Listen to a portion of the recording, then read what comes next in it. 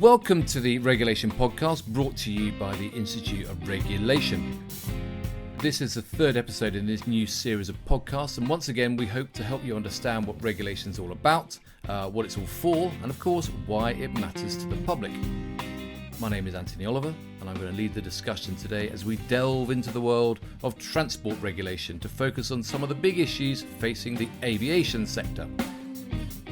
As usual, we're going to give you a new perspective on the priorities and challenges faced by the regulator and a clearer understanding of how the new Institute of Regulation can help.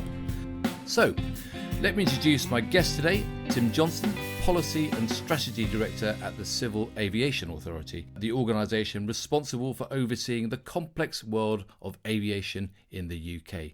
Welcome, Tim. Thanks for joining me on the Regulation Podcast today. Anthony, thank you. And thank you for having me on this episode today. So, Tim, as Policy and Strategy Director at the CAA, so how would you describe your current role in regulation? I think my role at the CAA is essentially to look out and look forward, to think about the world, the aviation sector, the sorts of issues that matter to the public, the sorts of innovations and changes going on in the sector, and think about what we as the CAA need to do to get ready to respond to those, and to anticipate where we have a role and make sure we're ready for fulfilling that role. So give me an example of the kind of issue that's on your to-do list right now then, Tim.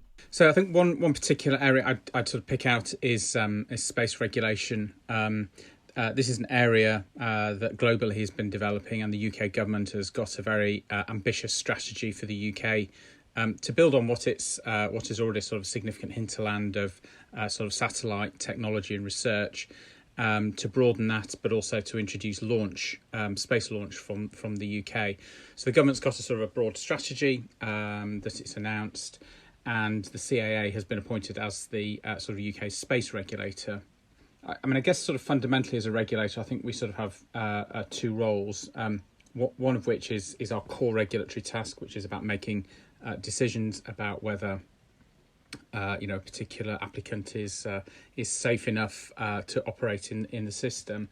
But I think the second is this kind of enabling role, which is to say, regulation is one of the conditions that needs to be in place for lots of new kind of sectors to develop. As the regulator, we want these new sectors to operate safely, but we also don't want regulation to unnecessarily hamper the progress of these sectors, unless, of course, it's justified for sort of safety and consumer protection reasons. So I think that means there's an increased sort of imperative on us to be, as I say, looking out, looking forward, understanding the nature and shape of the sort of sectors that are developing in this specific example, the space launch sector. So one of the things that we're doing at the moment is, so we've built, helped the government design the legislative framework. We've got a team in place, and at the moment we are in the process of receiving and assessing applications from a number of different organisations, launch operators, spaceport operators, and we're in the process of sort of assessing them and deciding whether these organisations are suitable to be licensed. So I think an incredibly interesting area of what we're doing right now.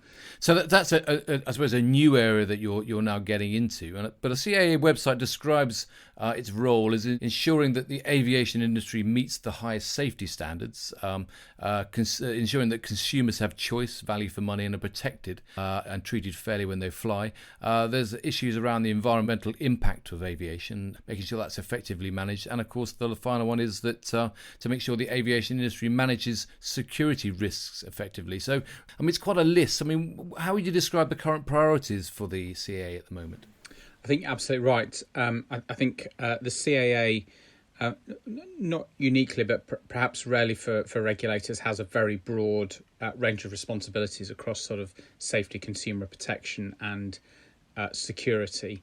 And the majority of our work, I talked a bit about space, but the majority of our work is on, those the sector that exists today, and making sure that sort of high safety standards, security standards, and consumer protection standards are followed by the industry.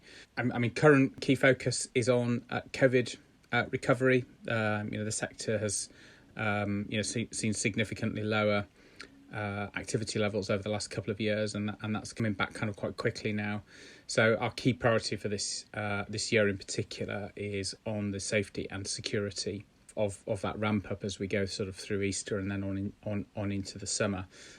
So we're working very closely with the sector, try to help understand what their challenges are, hold them to account for safety and security standards.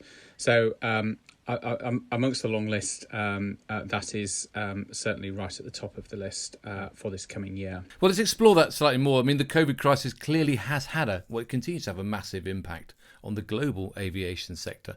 I know you're challenged, or you're challenged by government to really help the recovery and growth of the aviation industry. I mean, how do you know you're succeeding in that?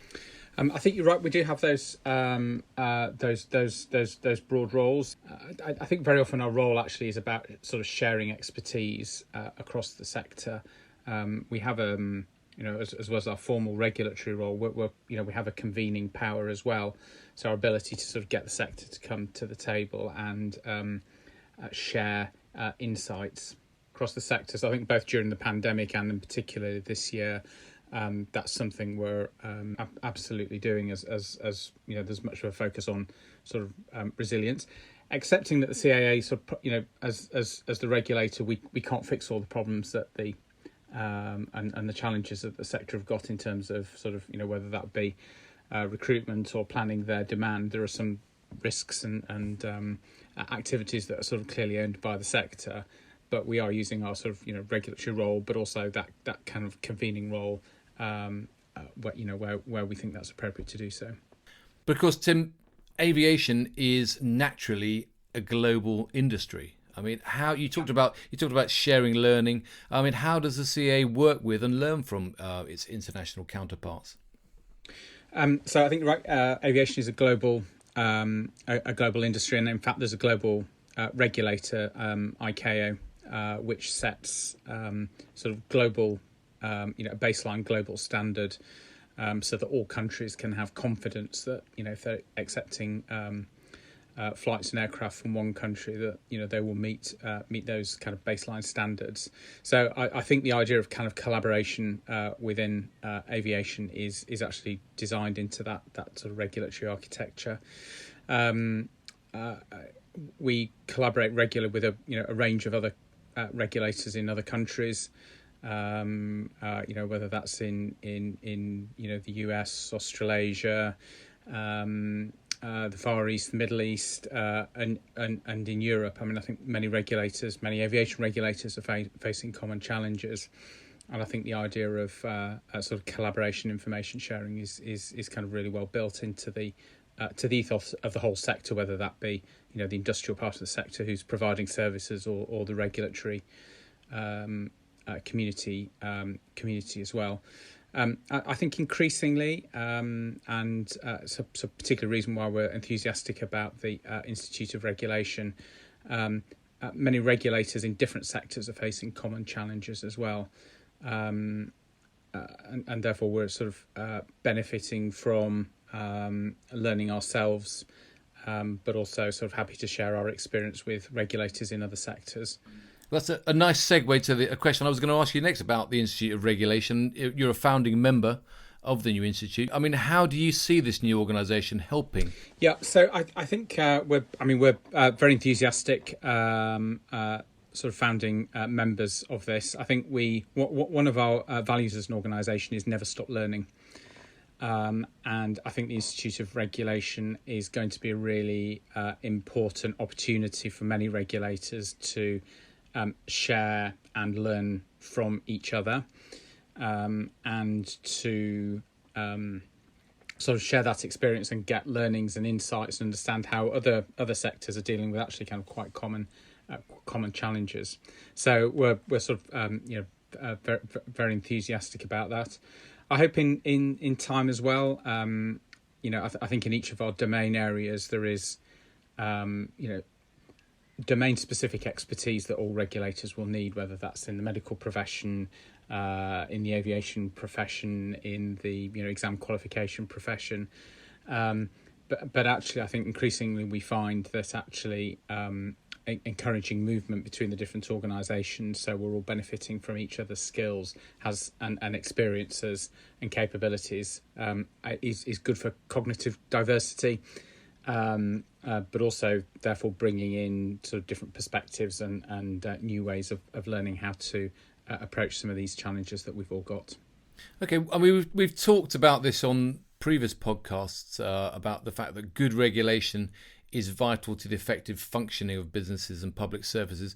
I suppose both a force to prevent bad outcomes, but also to drive improvement and drive productivity. I mean, how would you say the CAA is working to balance its clear safety and environmental enforcement roles with championing the needs of customers and passengers through innovation and new ideas to drive forward this industry? So I think we're very open to those sort of different roles. I mean, in our sort of legislative underpinnings, we have a clear set of priorities which says safety is the number one priority for us. So I think when it comes to it, it's pretty clear what we will prioritise if we have to. I think most air passengers would be pleased to hear that. Indeed. But it is absolutely built into our DNA as an organisation. But I think getting effective outcomes doesn't always mean kind of getting a big stick out. It often means sort of sharing learnings across the sector. It means being a bit of a thought provoker. We've got and one of the things that we're really proud of is an innovation hub in the CAA, which is deliberately very outward facing. Engaging with innovators and those developing kind of products and services, and that's given us sort of, I think, quite a lot of freedom to not necessarily kind of propose solutions, because in many cases it's not for us to propose solutions, but to add a voice to the debate within the sector about some of the issues that need dealing with. I just use one example, if I may. Social licence. Lots of new service providers in this sector are very focused on the technology. But through one of the things we've lent our voice to is encouraging them to think about their social licence to operate. Ultimately, whether or not some of these new services and products come to market will depend on the public's acceptance of them sort of operating in our country and in our sort of transport ecosystem.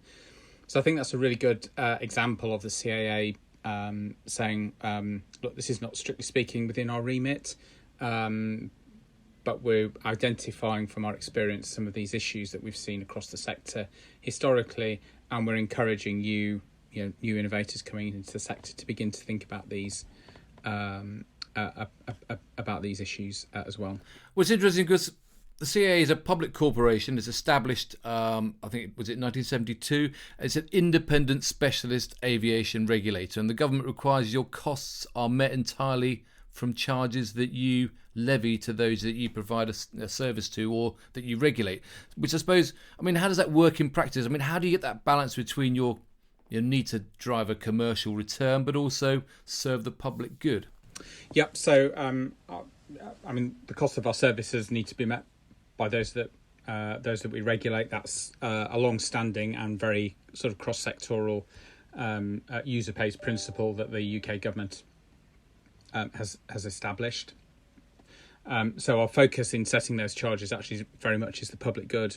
What are the capabilities and capacity that we need to consider and approvals and give businesses the license to operate, and we charge on that basis. But we don't look to make a sort of a supernormal or a commercial return. We just look to kind of cover our costs. There are of course some things that the government asks us to do to help them with providing advice or undertaking certain things on behalf of government that are not strictly speaking within our statutory framework, and the government pays us directly for those things, so we don't ask sort of charge payers to cover those. But of course, recently MPs urged government to give the CAA what they described as more teeth to help passengers to get better services from airlines. I mean, how do you navigate that? It's clearly it's a political debate. How do you navigate that debate? So I think we do think that we've got we've got some enforcement powers at the moment, and we think they are, essentially require us to take operators to court if we think they've breached the law, and this is on their sort of consumer rights, so their responsibilities for treating consumers properly in accordance with existing legislation. And we've looked at some other regulators in other sectors and said, well, actually, other regulators have got some more flexible tools, which gives the regulator the opportunity to take more prompt action. Actually, we've been really clear about the benefits of having a broader regulatory enforcement tool set for a while now. We've made the case to government through sort of consultation and a number of other mechanisms, it's an area that the Transport Select Committee has asked us about before, so we've kind of got our views sort of clearly out there. Yeah, you broadly welcome that intervention, though, I imagine. Yes, I think we've been very clear about the benefits of having some new powers for a while. I think with all regulators, there's always a question about powers, so it's a question about being really clear about the evidence base, the rationale for it, and quite rightly, are the powers justified? How do you make them proportionate, and what checks and balances do you put around the exercise of those powers in the future as well? So I think we're very welcoming of that recommendation and sort of keen to work with the government on implementation. So let's talk about the future, just to finish off with very rapidly. I mean, 3 priorities were identified recently by the Secretary of State, Robert Courts. He talked about improving connectivity across the UK, building confidence in the transport network, and tackling climate change, improving air quality by decarbonising transport. Presumably, those are 3 priorities for you. But what do you see the key regulatory issues that appear for the sector as you move to meet those challenges? So I think key challenges for the sector are firstly getting the recovery from kind of COVID well underway. I think the other question and reflecting the priority from government is the sustainability challenge, which is incredibly important for the planet. The government's been very clear it's very important for it and for the sector. But that is also incredibly long term. Aviation is a global industry that even within the UK there are many players, aerospace companies, airlines, airports, government, regulator. So I think that's a really interesting example of a very long term challenge, but one for which there needs to be some sort of genuine momentum towards resolving. So I think the work of the Jet Zero Council, which we're supporting, and getting some real momentum into that long-term challenge. And then as an organisation, looking out, looking forward, doing what we can to kind of continually improve how we interact and, with those that we regulate. Being a regulator isn't necessarily a popularity contest. Sometimes it's about saying yes, sometimes it's about saying no, but actually being, continually striving to be the best regulator we can, be evidence-based in what we do, and treating and interacting with our stakeholders in a very professional way. Okay. So the future is bright for UK aviation then, Tim? Yes. Endlessly interesting.